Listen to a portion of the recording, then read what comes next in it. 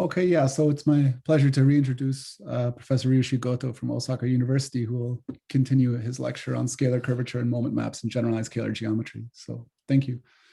Oh, thank you very much. So I'm very happy to talk here again. So it's my great pleasure to have a talk again. So today my talk is a continuation of the last talk of last week.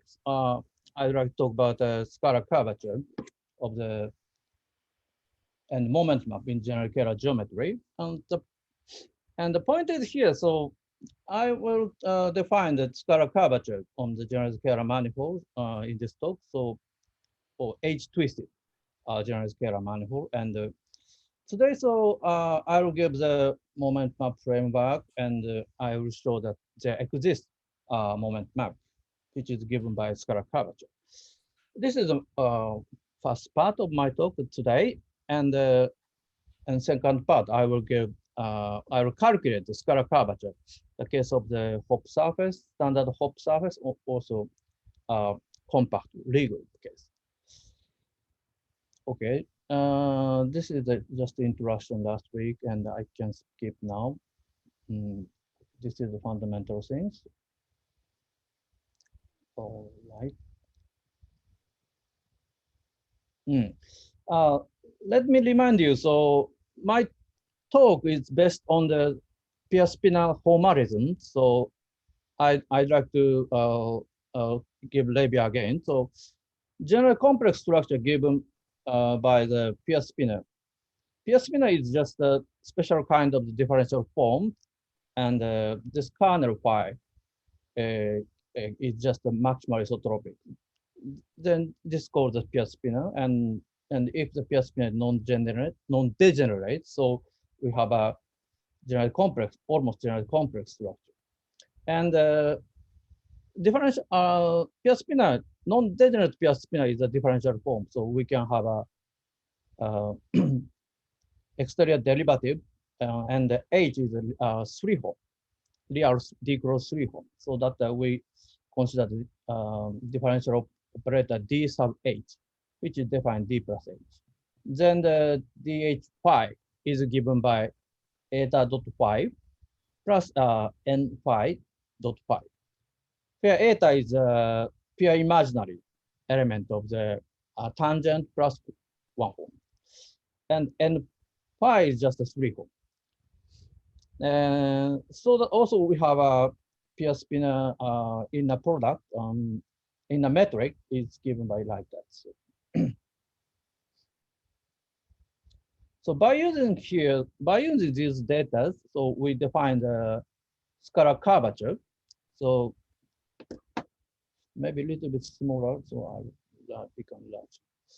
So let H be a manifold of dimension 2n, and H is a real D cross 3 form, and we consider the H twisted almost general scalar structure on n. Then this given by J phi defines the canonical line boundary K phi, Kj phi, and also we have a canonical line boundary of the Kj psi. And we take the local trivialization of this canonical line boundary Kj phi and the Kj psi by that. Then we consider the following normalization. This is V phi psi is a globally defined 2n form. And we can, if necessary, we can multiply the function on phi and psi alpha, and we can normalize this.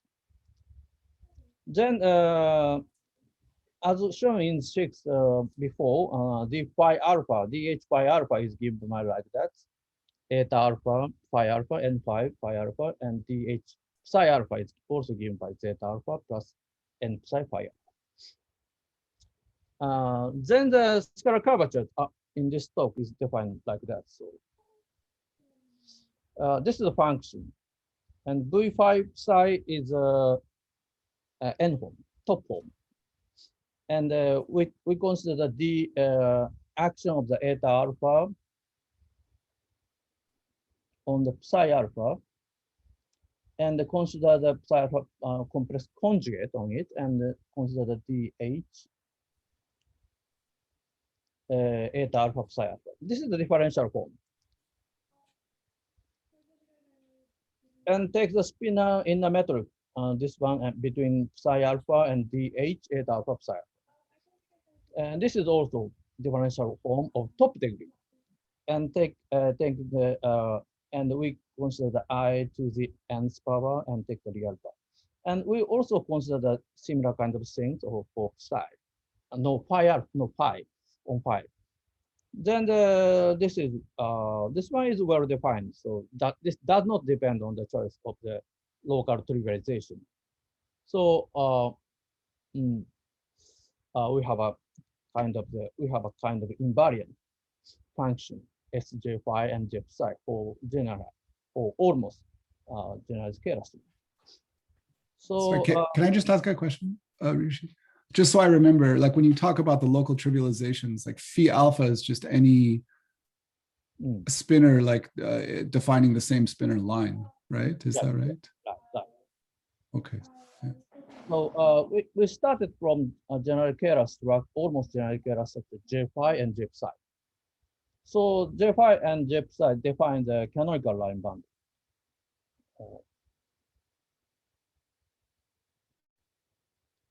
This is a complex line boundary.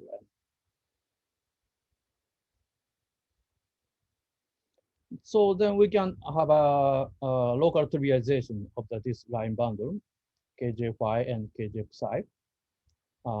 This is phi alpha and psi alpha. So phi alpha and psi alpha is a non-degenerate pure spinor, which define j phi and j psi respectively. So these are differential form. So by using that, by using phi alpha eta alpha, we can define this kind of invariant. So as I said before, so in the case of the ordinary Kähler manifold case, so this all coincide with scalar curvature, ordinary scalar curvature up to constant. It is clear. So all right. Okay, so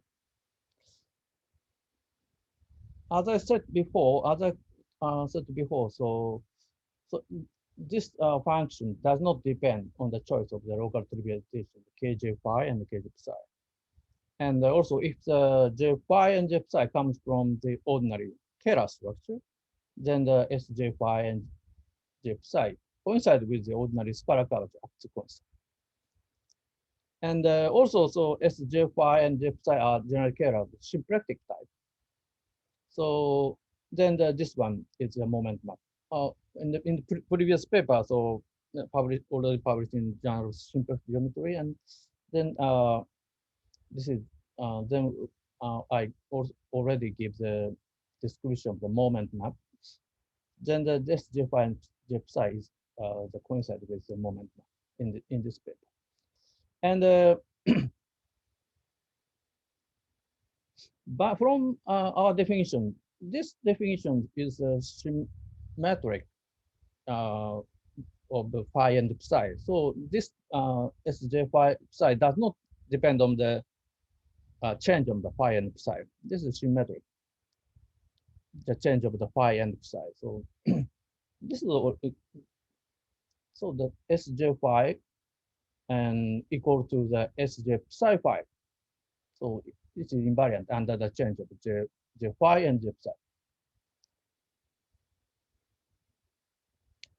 So as I explained before, so in the several restricted case, toric generalized Kähler structure of simplex type or the simplex type, this invariant is coincide with Boulanger's ones, and also and there's a description of the bi-Hermitian structures of the generalized Kähler manifold. So there's a one-to-one correspondence between bi-Hermitian structure and general Kähler structure. So, and the superstring theory and there's a notion of generalized scalar curvature is already introduced. So which is given by the dependent arbitrary function and f by using like that. So and in the case of the dimension form, four-dimensional case, so Belanger also showed that this scalar curvature, as I defined before, this one coincides with this generalized scalar curvature in the supergravity set. If we choose the f is a certain special choice, if we choose the f is so-called the minus half of the log 1 minus p is p just an angle function. In this angle function is a very important function in the Bi-Hansen geometry. So if we take the f function f like that, a special choice, then this general scalar curvature coincides with our scalar curvature. So in four-dimensional case. This is the result already known. So I'd like to go to the this is some group acting on the general complex structure of H twisted one. So let's the different knot is the identity component of the different morphism groups, and we consider the extension of the different morphism groups by the two form, like that. Then this different knot tilde MH is defined by like that. So this is a commute with the differential operator D sub H. And F star acting on the differential form by pullback, and the exponential of B is acting on differential form by wedge pull. Then we can consider this commutativity condition. Then we define this one. This condition is equivalent to the B field satisfied F star H dB is equal to F star H minus H. So then we can show that this scalar curvature is equivariant under the action of this extension dpl 0 tilde MH in the following sense. So if G act on the here, G phi and G psi, then the scalar curvature of this one is given by the pullback of the function f s j phi j psi, where G is here. So in this sense, so our scalar curvatures so have some equivariant condition under the action of the this extended homomorphism group preserving the DH, commute with DH. So we have a very nice group. We have a very nice equivalent property of the scalar curvature under the action of this group.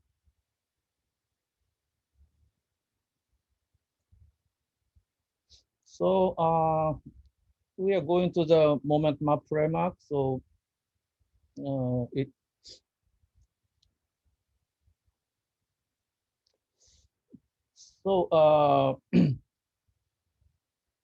maybe so it's a little bit so okay, shall we go? Let's start the M is a compact manifold and J psi is a compact generalized complex structure. I consider the integral one. So not almost. In this case, this is the integral. And consider the volume form, which is given by I to the nth of the spinor in of the phi and the spinor inner product phi and phi bar. We fix the volume form like that. So, and H is a D-cross-3 form, and then consider the we fix the J psi and consider the J which is compatible with J psi, and if J general complex structure J is J phi compatible, almost GCS is defined by pair of the J consisting of the J and J psi is almost general scalar. This is the definition. Then we consider the beta j sub phi m. Here's m. This is a set of almost general complex structures. J phi compatible almost general complex structures. Then for each point of the x on the manifold M, so we can consider this kind of thing. So then the beta j psi m consider beta j phi txm. This is a homogeneous space u n point n divided by un cross un. This is a bounded domain.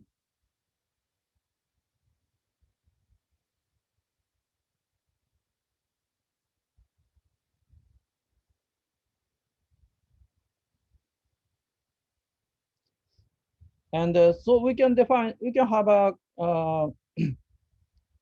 principal, fiber bundle. Each fiber is given by this homogeneous space, bounded domain. We denote it by Pj phi m. So this is a homogeneous space bundle over M. Then this space, the set of the J psi compatible almost GCS is just a global section, space of the global section of this fiber bundle, Pj phi to M. So that this space is just a global section of the fiber bundle. So this space has a natural good structure of the infinite dimensional manifold. We can introduce some topology on this space by using some Sobolev norm or Banach's manifold, or if you like the so-called IJH, injector limit of the Hilbert space manifold. So this can be considered as a kind of the manifold, infinite dimensional manifold. And then we can define the complex structures and simplex structure on this space. Simplex structure is given by like that. So here's the J1 and J dot and J2 dot is a tangent space of the tangent of this infinite dimensional manifold at J.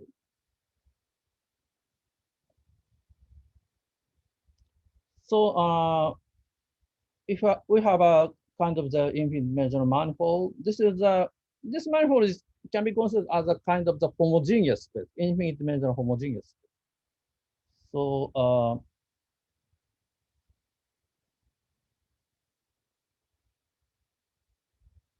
for each point J, this point J is corresponds to the almost GCS. So then we have a tangent vector J1 and J2,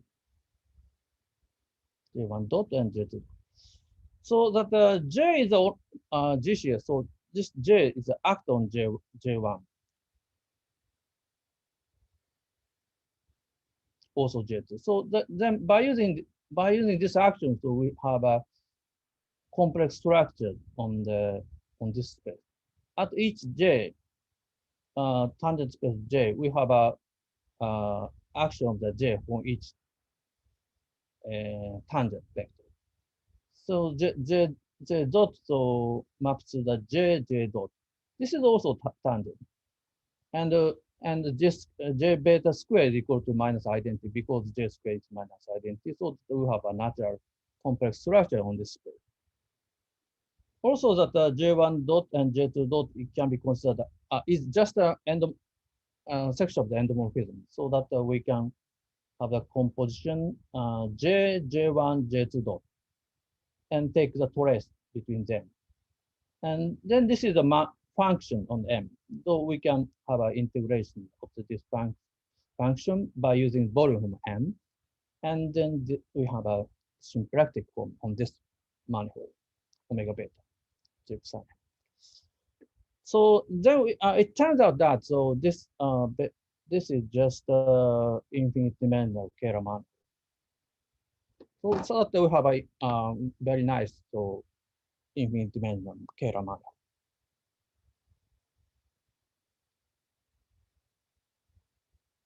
So from now, so for, we can go that the more general version, but general version is a little bit complicated, so that I'd like to omit many details, so that for simplicity we assume that deep psi equal to 0. So for simplicity we assume this one. So and we define the function C-emitting function over M. This is like that. And define the set of the Tm vector plus one form, and which is given by J psi df. F is a function, real function. Then df is a one form. Then J psi act on here. Then we have a element of the one vector and one form. And we denote this is one the Hamiltonian element of the with respect to the J psi.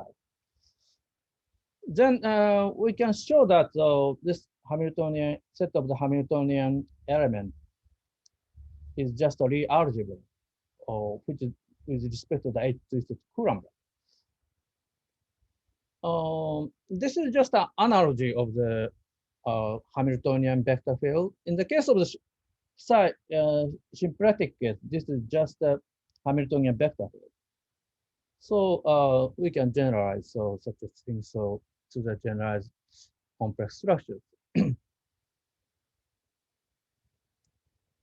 And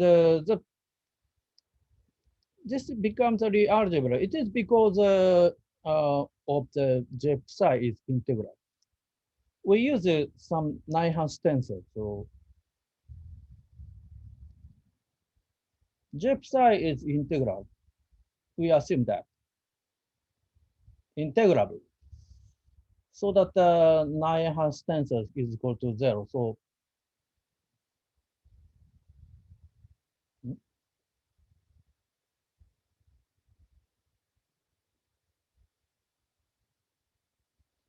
that we have this kind of equality, J psi df1 and J psi df to the H-twisted Coulomb bracket is given by like that. This is a Nyhan tensor. So and this is one form, so that this term is vanished.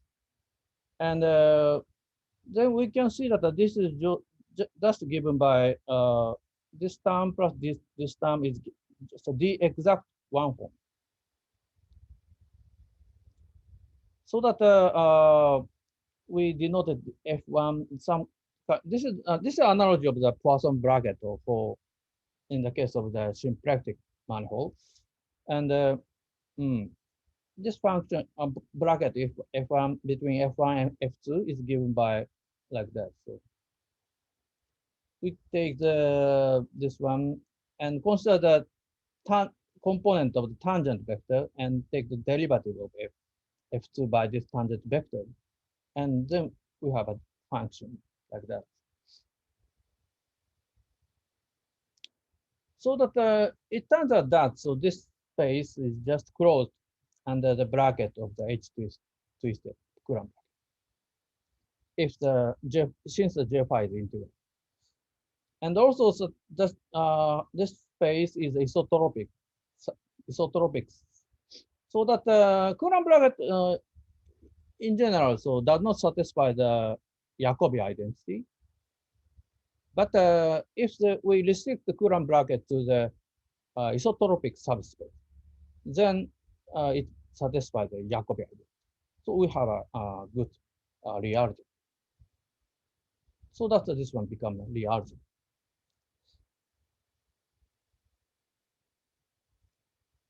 Also, so if F1 have a two function F1 and F2, and this consider the differential operator of the Lie algebra LH J psi df1. This is just a composition of the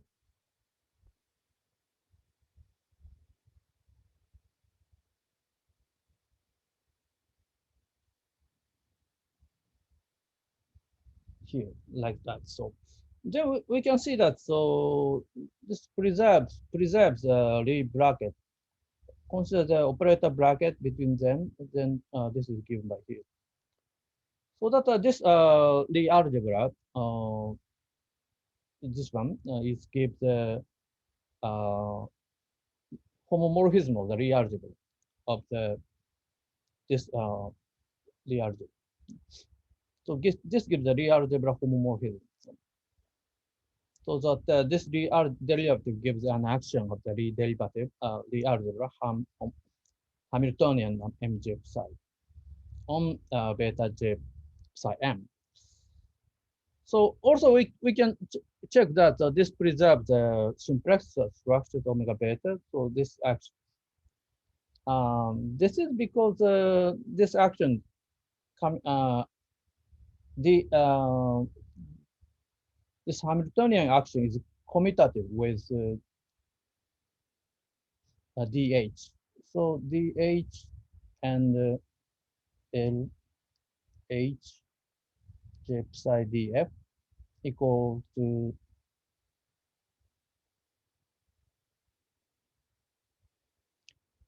here. So that by using this this one, we can show that this action of the preserving the simplex omega beta. So that this action gives a vector field Vf on the symplectic manifold, the scalar manifold on beta j psi m. So that at the point of j, Vf is given by the algebra. And also that omega beta, this action preserving the simplicity of omega beta, so that the Lie derivative of the omega beta by the vector field Vf is equal to 0.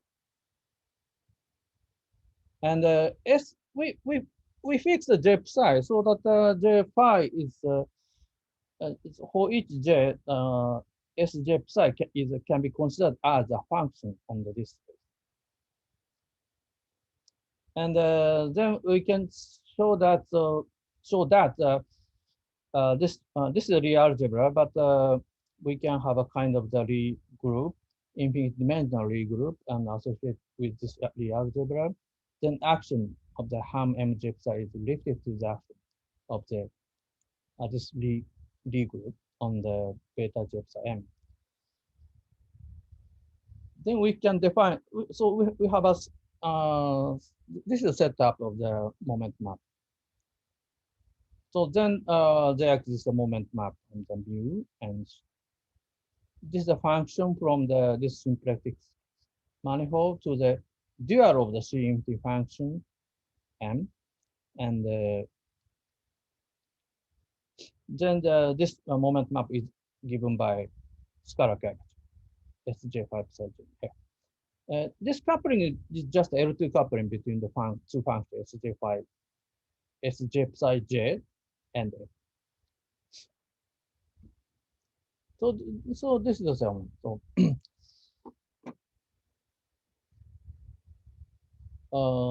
are there any question? If everything is clear. So yeah, I have a quick question. So here volume form is given by closed pure spinor, right? This is the assumption. So omega beta is, no, you have volume form of m in the integral. So this is just psi coupled with psi bar, and psi is a closed spinor, yes. right? Like. We fix this one. Okay, thank you. So I will give some proof of this theorem. So that moment map is given by scalar curvature. So I will give the sketch of the proof. So for simplicity, so we already assumed the deep psi alpha equal to 0.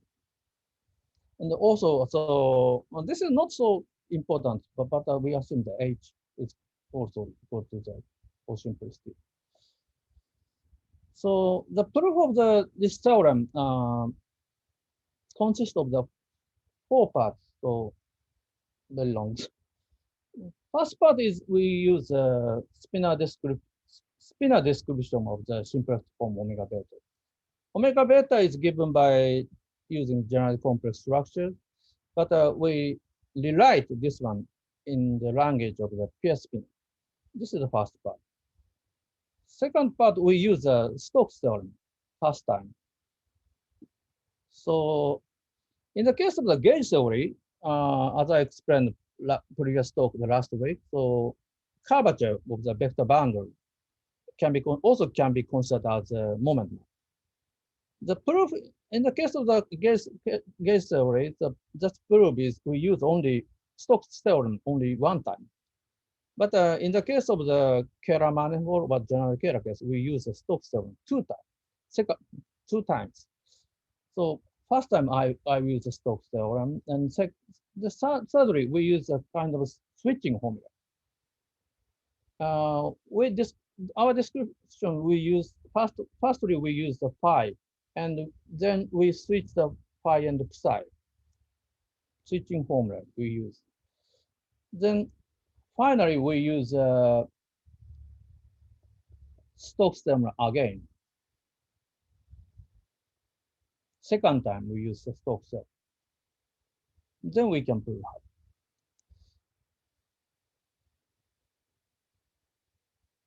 And we started, our station is here. We have a infinite dimensional, so symplectic manifold, and some Lie group, so infinite dimensional Lie group acting on it, preserving on the simplex structure. Then we'd like to show there exists a moment. The momentum is by definition, so this action is satisfied so-called the co-equivariant condition, and also coupling between them. This one is given by the function of this space, and taking the D. This is one form. Then this one form given by omega beta VF. So this is the definition of the moment map. Now, so we'd like to show that so this moment map is given by integrand of the scalar curvature and F with respect to the volume. Here, the VF is a vector field is given by the Lie derivative of this element. So this is the data of the first part. We like the pure spinner. So now we have a general complex structure. So as I said before, the general complex structure corresponds to some pure spinner, non-degenerate pure spinner. So this is the section of the canonical line boundary. So this is a local turbidation of the canonical line boundary. And also consider that we consider deformation of the general complex structures. And so corresponding deformation is also given by the deformation of the pure spinors, non-degenerate pure spinner. We denote them by phi alpha t. Then the infinitesimal deformation, that's the tangent j dot corresponds to the j alpha dot. Then it turns out that so simplex structure is given by like that. Taking the imaginary part, I to the minus n. This is the infinitesimal derivative of the phi alpha, and this is the phi alpha 2, taking the bar, and taking the spinor inner product between phi alpha 1 and phi alpha 2 bar, then take the integral over n. This is a 2n form and globally defined, so that we can have this kind of description of the simple form. Sorry, can I ask a question? Yeah. Sorry, maybe I missed it, but how do you make explicit, like so if you're given a family of J's, how do you make explicit the family of phis? So we consider the family of the general complex structures. So this family is integral curve of this infinitesimal tangent. So we need to consider the deformation infinitesimal tangent of the J dot. Mhm. So J dot is given by the integral curve of almost generalized complex structures. So we denote it by J sub t. This is the integral curve of the corresponding infinite tangent of the J dot. So that then Zt correspond to the family of the non-degenerate pair spinors. So that we have a phi alpha t.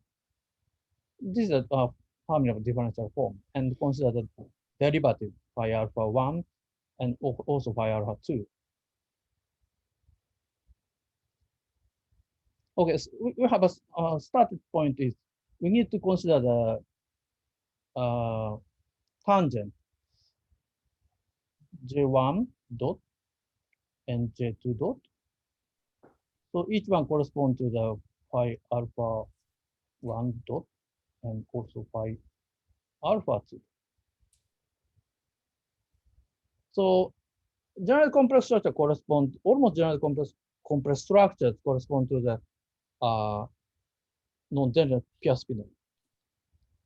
So that the deformation of the general complex structure also corresponds to the deformation of the non-degenerate pair spinor. Well, but I guess maybe my question is, you really identify with this spinor line, right? Yes. But is the point that, so I imagine there's some freedom in how you choose like phi alpha and then phi alpha dot, but maybe it doesn't, is independent of choices, I guess. Is that the point? Yes, that is independent of choice. So phi alpha, we have a ambiguity to the choice of the local trivialization of the phi alpha. But this description does not depend on the choice. Why does the phi alpha 2 not have a dot above it? Yeah, probably that should happen. So, sorry? In your formula for omega b, phi alpha 2, it does not have a dot. Is that, should it have a? This is a dot. What about number 2? one? Sorry.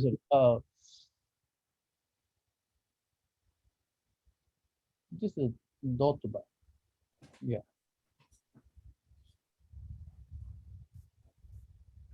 So we can we can have this kind of description by using pair spinor, and this does not depend on the choice of the pair spinor. So, and then v phi vf is given by Lie derivative. So we have this one. LEF.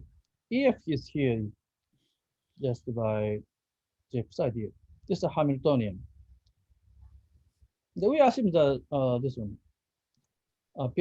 in the product of phi and phi alpha dot equal to 0. We assume that. Then we need to calculate this one. Then the Lie derivative is given by here. dEF EF dot d phi alpha. Then the d phi alpha is given by eta alpha dot phi alpha. So we can have this one. And then we can change the EF and eta alpha. Then we can have this one. This is a Zwen form is given by that.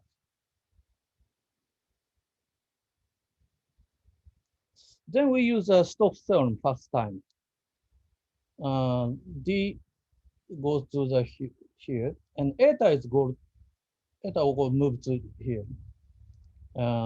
Minus time 1 time. So then we have this kind of formula.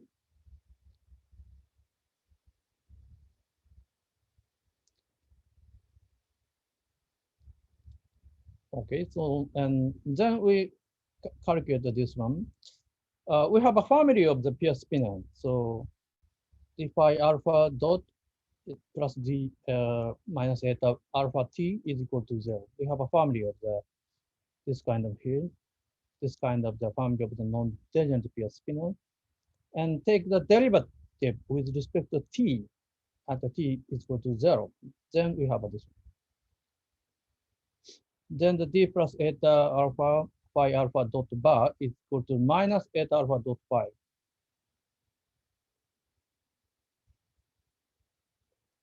So that we have a substitute this one into the here. Then this term is written like that. Minus EF phi alpha dot eta alpha dot. Sorry. Eta alpha dot phi alpha here. Then we use so-called the switching formula, and now we use the description of the by using phi and go to the we are going to the side. Now EF is an element of the t plus t star tangent plus one form, and eta alpha also the element of the tm plus tm star. Then by using some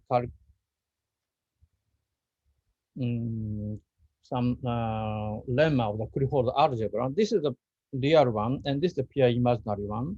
Then we can change the phi alpha to the psi alpha. This is a switching formula. This is just a kind of the lemma of the in the Clifford algebra, where the EF E sub f is given by J psi df, and so that the EF and psi alpha, EF and psi alpha is given by minus square root minus 1 df psi alpha. Now this is because df plus square root minus 1 j psi df is the element of the kernel psi. So that we have this kind of formula.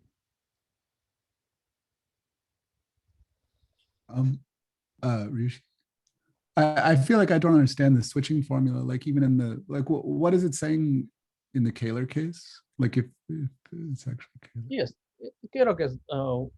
In the Kähler case, it was phi alpha is a holomorphic n form, and psi alpha is just in the Kähler case, it's just psi is exponential minus 2 form omega. Omega phi alpha is omega is just 1. That is it. Then we have this kind of form. And eta in that case would be or eta dot. Eta dot is just a pure imaginary element of Tm and Tm star.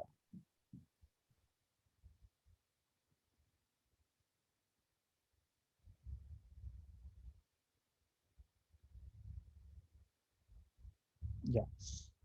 EF is also element of the Tm and Tm star.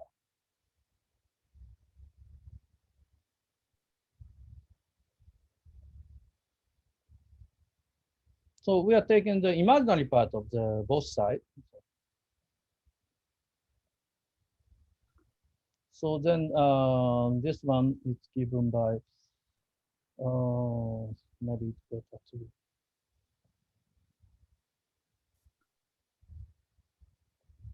Oh, sorry.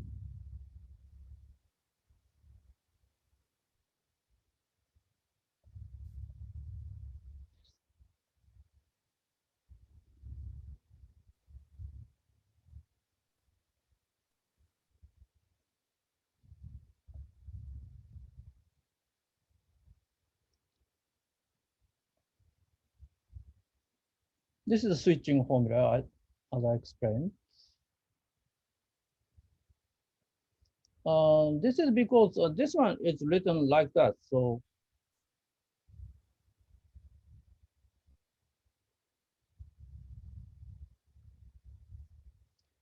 this is a coupling between tangent and cotangent.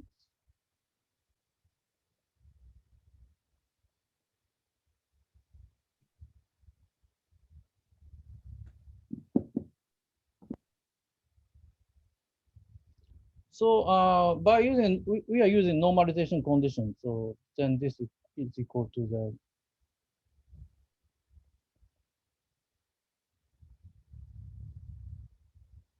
Oh, okay. Then we are going to the same thing. So then this one equal to the here.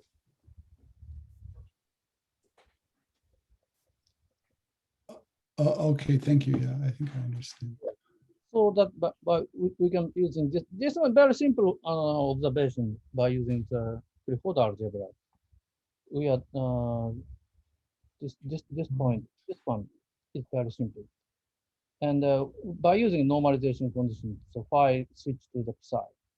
Then we are using this formula again. Then we go to here. So then we have to.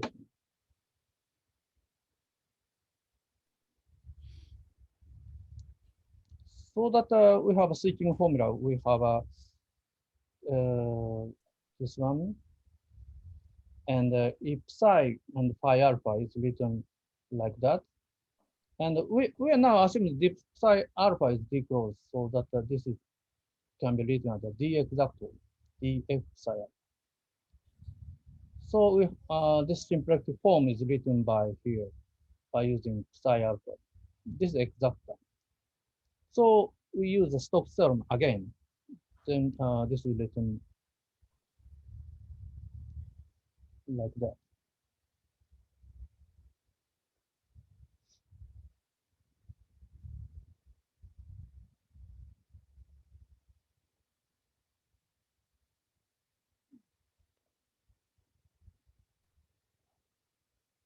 So our symplectic form is given by the real part of this one.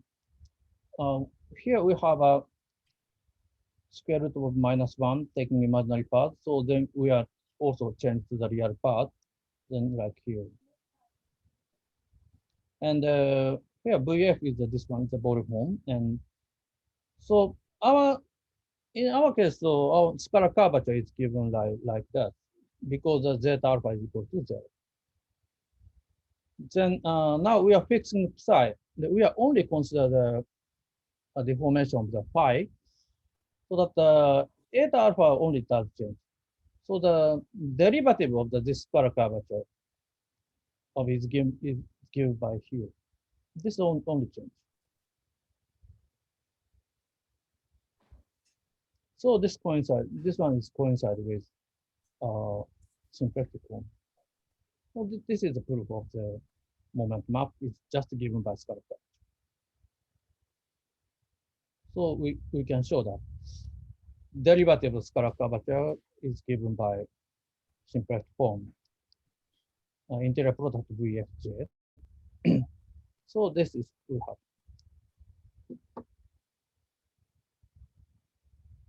This is a proof of.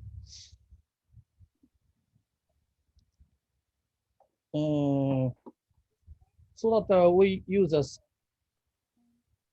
My point is just we use Stokes theorem 2 times and some switching formula going to phi and psi, and so this is quite simple. But totally everything is very elementary. So we only use a Stokes theorem and some calculation of the Clifford algebra.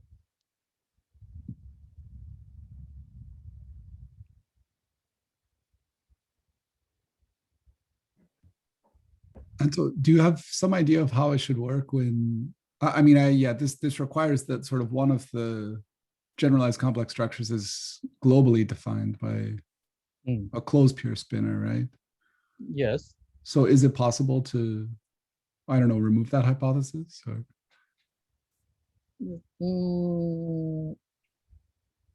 So you're considering one of the global pure spinner globally defined case. So yeah. Yes, such a case is proof is more simpler than that, so I think. And maybe you're considering the case of the non-degenerate case. So, well, I mean, I guess in that case, you do have globally defined spinners. I mean, I wonder about the volume form, right? I mean, so you're using the spinner to define the volume form.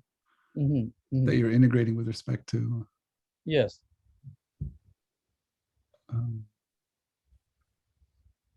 So we are fixing the normalization of the every time. So here. So Yes. that if J phi is globally defined, so we can take this one. If also, so if J psi, K J psi is not trivial, so then also we can have this kind of normalization. Always we can have. Then this formula we fix the volume form. We need to fix the volume form.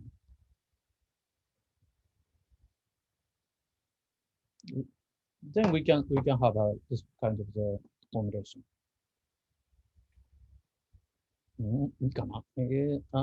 Is it? I'm answering your question. So I mean, I guess. I mean, globally, in general, for generalized scalar, you cannot guarantee that J is expressed as J psi, right? Yes. Yes. So I just like, for instance, on the Hopf surface. I mean, I just wonder about those cases. I don't know what one should use for the volume form, or if you can like extend to those cases. So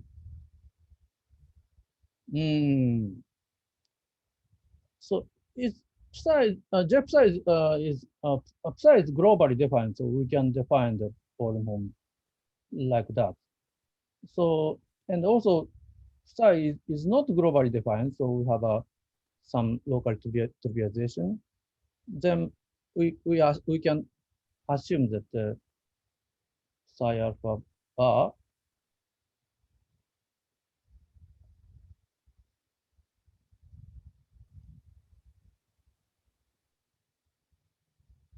or any alpha beta.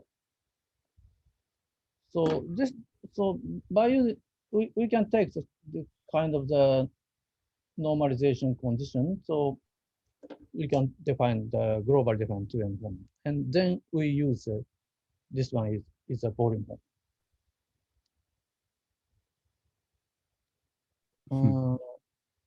So there is ambiguity to take the volume form here, as you said.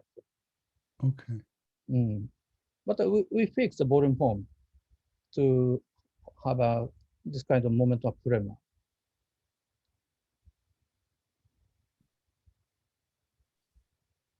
Okay, yeah, thanks. And the scalar curvature does not depend on the choice of the volume form. So as I said before, this is given by ratio.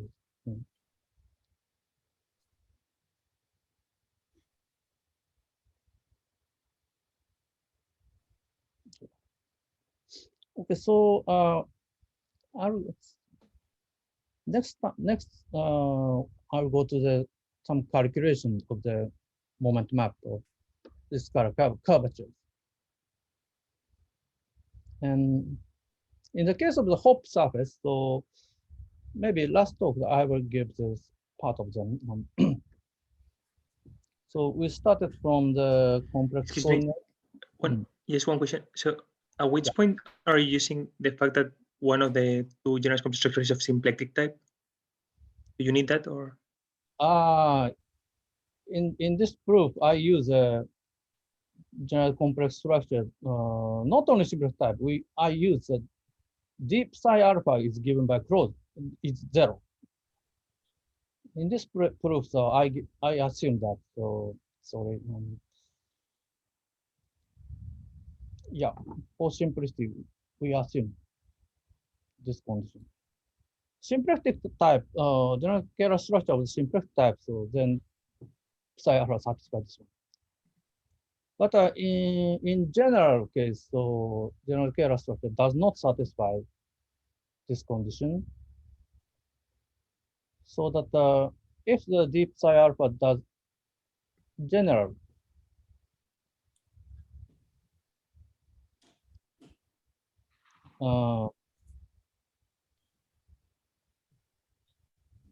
there is a zeta alpha appears. So that we need to modify so this framework, so including this term. This is a little bit complicated, so I don't. I omit it here. So, but the point is here, we need to consider the function.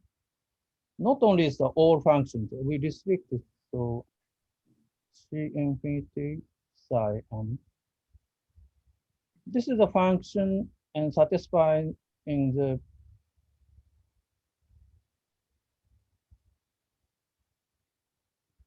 yes, zeta alpha is a element of the Tm plus Tm star. Consider the tangent element. This is a globally defined vector field. So then we can consider the restricted space. So this is a function, and the derivative along this direction is equal to 0. We consider this function space. Then this space is also become the real algebra. This is also closed, so that we have some kind of the infinite dimensional Lie algebra, also infinite dimensional Lie group, and this group acting on the beta J5. We will also consider the Ham.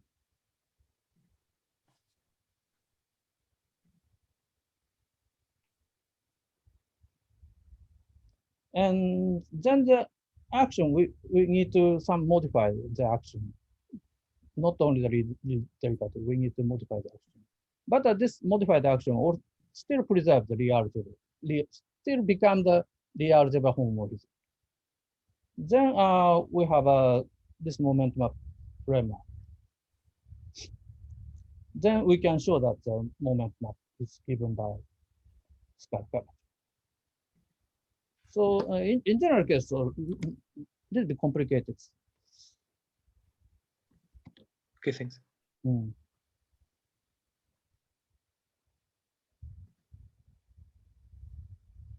Okay, so I'll give some calculation of the scalar curvature of the Hopf case of the Hopf surface. So we started by complex coordinate of Z1 and Z2 on C2, and we defined two differential forms like that and like that.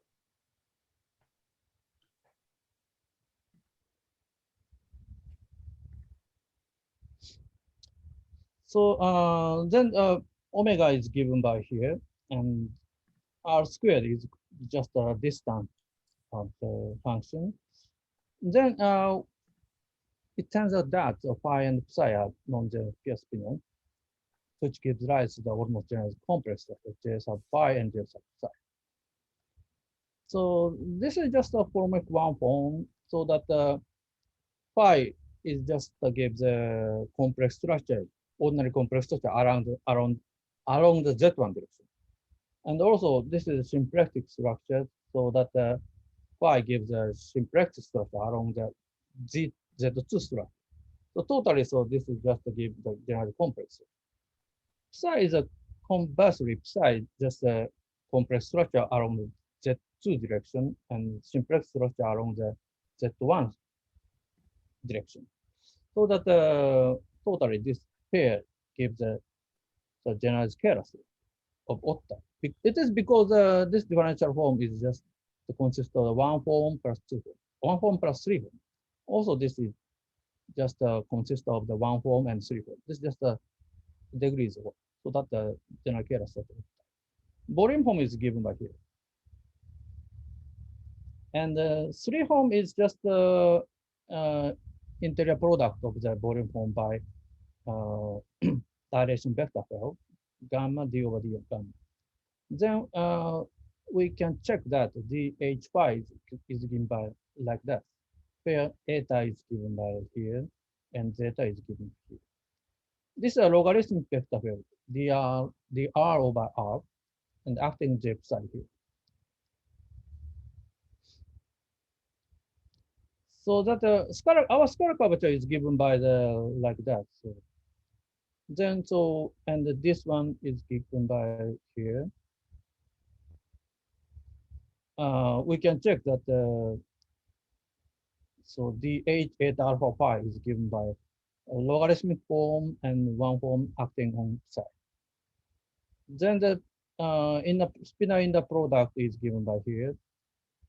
Then by using some kind of spinor calculation, so this is just the coupling between dilation vector field and logarithm one form. This is just one.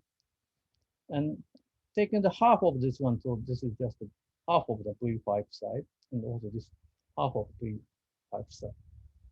So does it, as a result, so scalar curvature is equal to 1 in this case.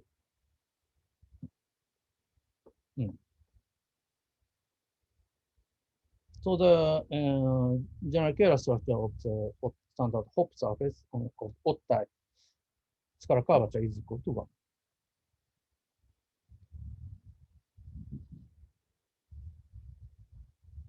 Yes, it is okay.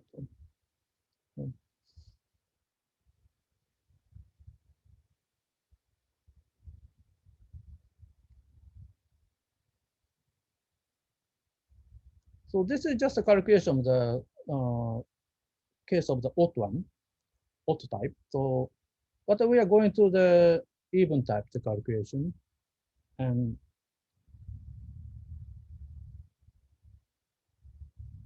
we define the element E plus minus, and this is just a dilation vector pair plus minus logarithm vector.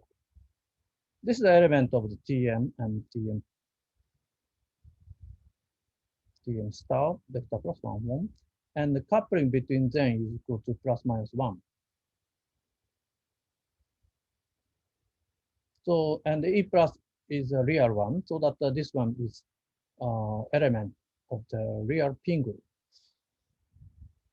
So that the real pin group acts on the set of the almost general Kähler structure, so that the pair of this one also gives this each one is a non-general pure spinor, and also this pair gives almost general Kähler structure. And we can check that this structure descends to the quotient C2 minus origin divided by Z. This is a standard form. So that we have a general Kähler, almost general Kähler structure, which is given by like that. Then we can check that it follows that this one is the H2 general Kähler structure of the even type. So as I said before, that ordinarily this one is a differential form of even degree, and E is acton here, phi and psi. E is just a vector one form. So the acton here, as a result, we have a differential form of even degree. So we have a general Kähler structure of even type. We have general Kähler structure of even type.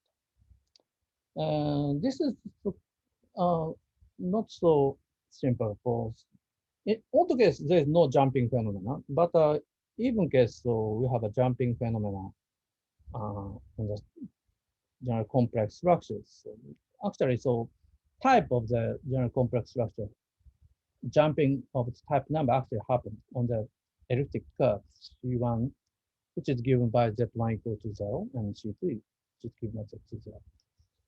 Then we can also see that the scalar curvature is so that even one and odd one can be transformed by the action of the pin group. So in the case of the stand Hopf surface case. So we'd like to consider the more general situation. So such things actually does happen in the case of the compact Lie group case.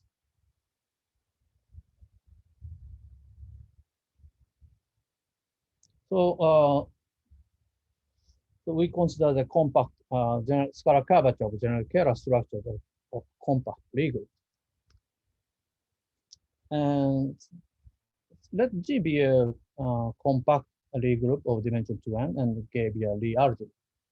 So, and we have a Xi L and Xi alpha is a left invariant vector field, and this is a right invariant vector field, and theta L and theta R is just a left invariant, left and right, maybe different. This is right, this is left invariant, more Cartan form. And the Cartan 3 form is given by here. B is just a adjoint invariant method.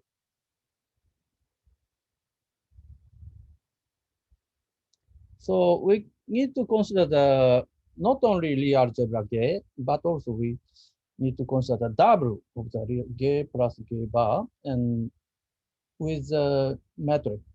The B is a bi-invariant positive definite metric on the first component, and minus B is also second component, that metric.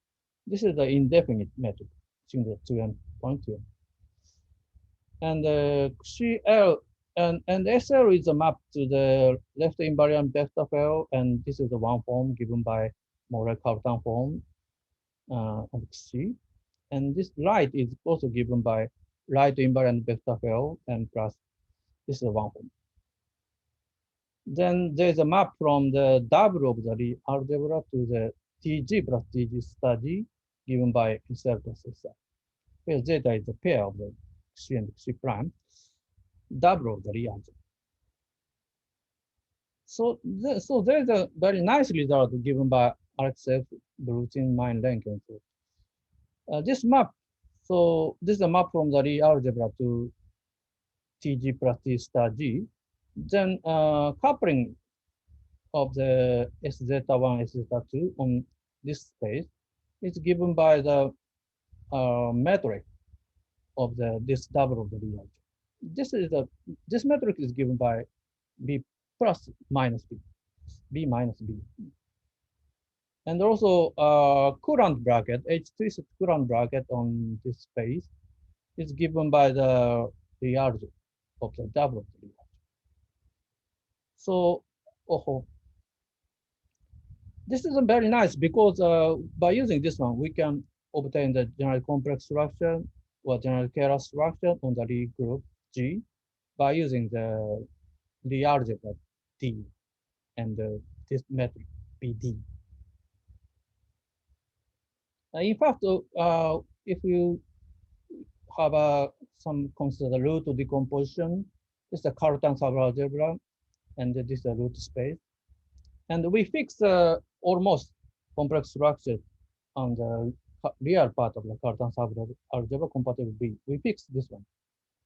And then this Cartan subalgebra divided it into the 1-0 part and 0-1 part. By using this one, so this space of the algebra divided into the H10 and positive root space. We define the G10 like that. And also we define the G01 is just a G01 part of the Cartan subalgebra and negative root space. Then consider the complex conjugation is negative to from positive to negative. Then we have this kind of decomposition of the real K1 to K0.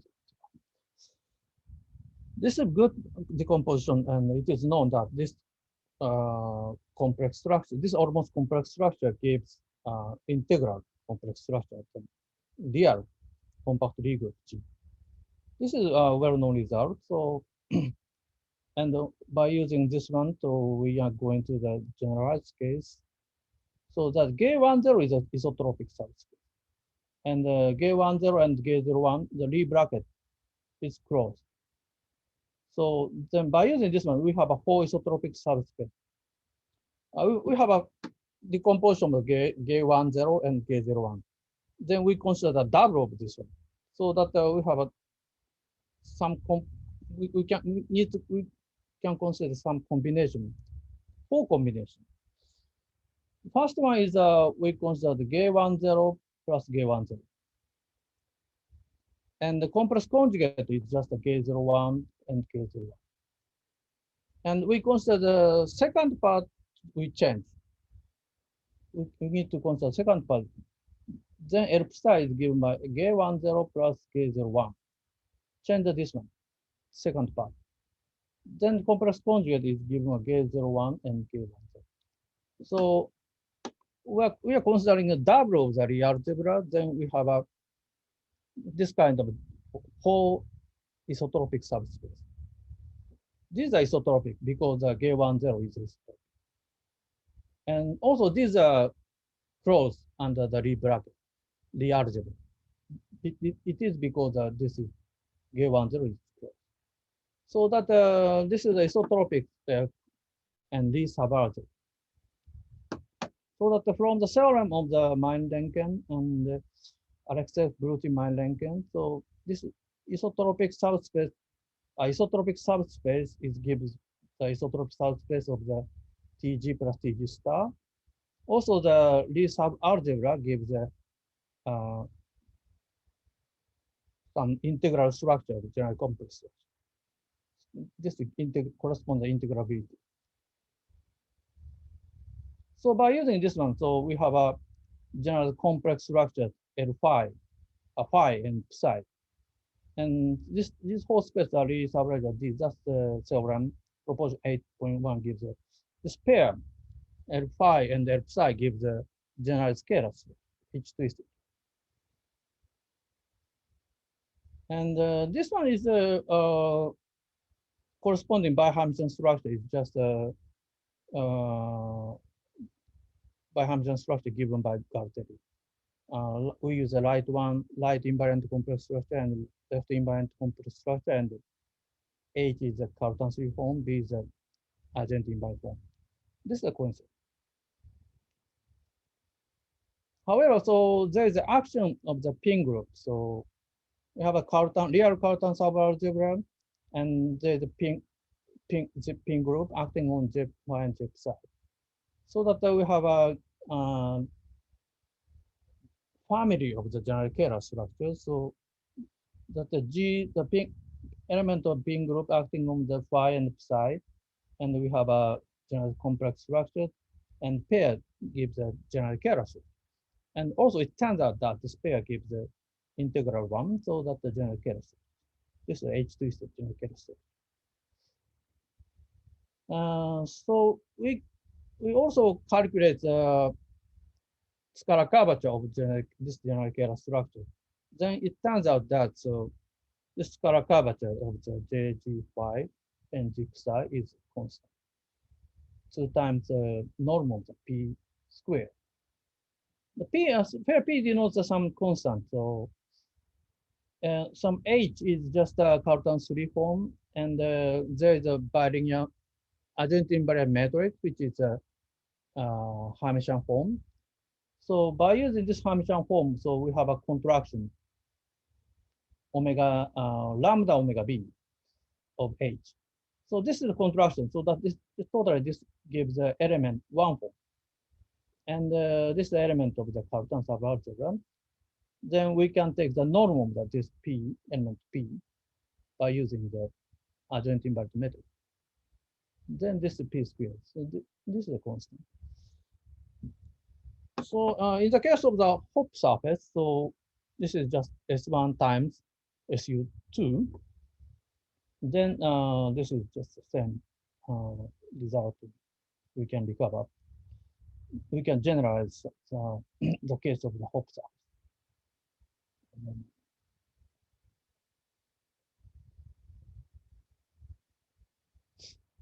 So as a corollary, so every compact Lie group so has a family of the H twisted general scalar structure with constant scalar curvature. So I think it's time to stop my talk here. So so thank you very much. I stop here. Yeah, thank you. Are there more questions?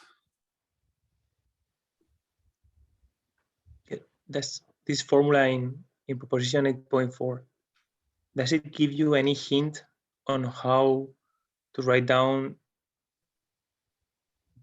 the general scalar curvature in terms of the Hermitian data? Because P is essentially the Lie form, right? Yes. So in the case of this one here, in this case, so the point is here, we consider the space of the intersection between L phi and L psi bar. This is just a L bar plus phi. And consider the map from to the, we consider the projection to the tangent. Then this is a coincide that. This space Lj phi, L phi bar plus admit a complex structure, which coming from the J phi. So by using this correspondence, so J phi and Tm, so Tm also admit a complex J. This is the I plus. And also we consider the J phi bar and L psi. This is the L phi bar minus. And consider the projection to the tangent space. And this is also isomorphism as a vector space. And so general complex J phi also gives a complex structure I minus. Then we can check that in here, in this case,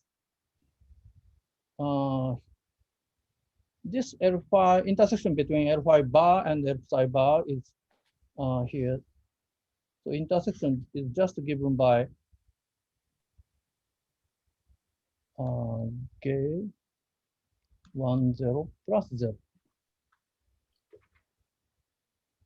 And as I said before, so the map between double real algebra to TG plus TG star given by here. And here, first component corresponds to the left one, and second component corresponds to the right one. And so that this one only first component appears. So that we need only left invariant. Right invariant vector field. So that the complex structure so given by the right invariant.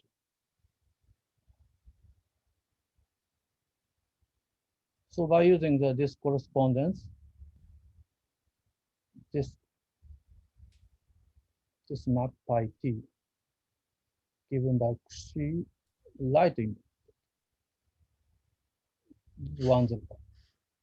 So that the corresponding complex structure of the bi-Hermitian structure is given by I left. Also, in the case of the here, Lj psi, Lj phi, and L psi, intersection between them is given by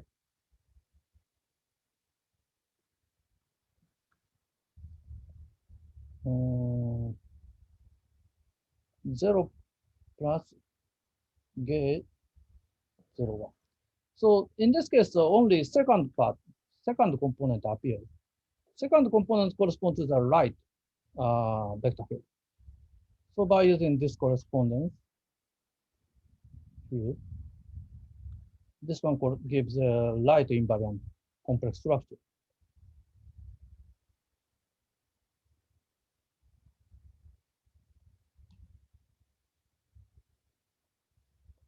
So corresponding bi-Hermitian complex structure of the bi-Hermitian structure is just I light. So we can write down the corresponding bi-Hermitian structure like that. So in this case, this corresponds to the bi-Hermitian structure here.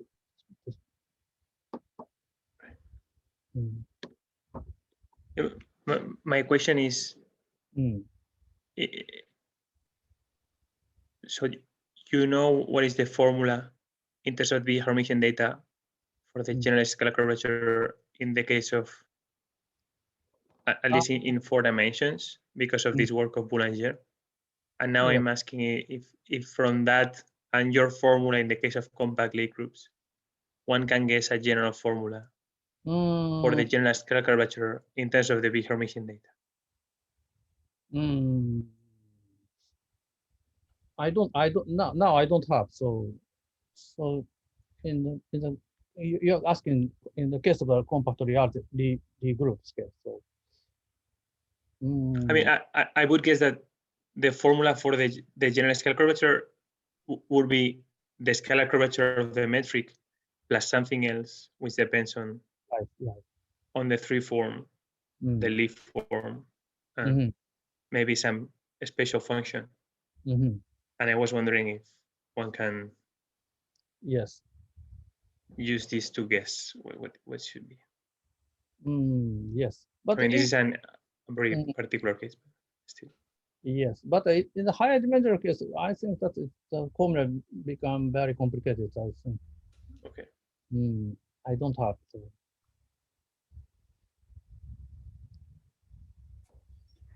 But might be in the case of the four-dimensional case, I calculate that the Hopf surface case. So auto case, jumping phenomena does not happen, so that it seems very simple. But even case, the jumping phenomena actually happen. But result is the same. You have the same result. So this is a constant. So it might be there's a good formula, but I don't know. I don't have any information. But, I don't know. But I think it is good, very interesting. So to obtain such a formula, this scalar curvature should be can be written in the language of the bihamilton geometry. So,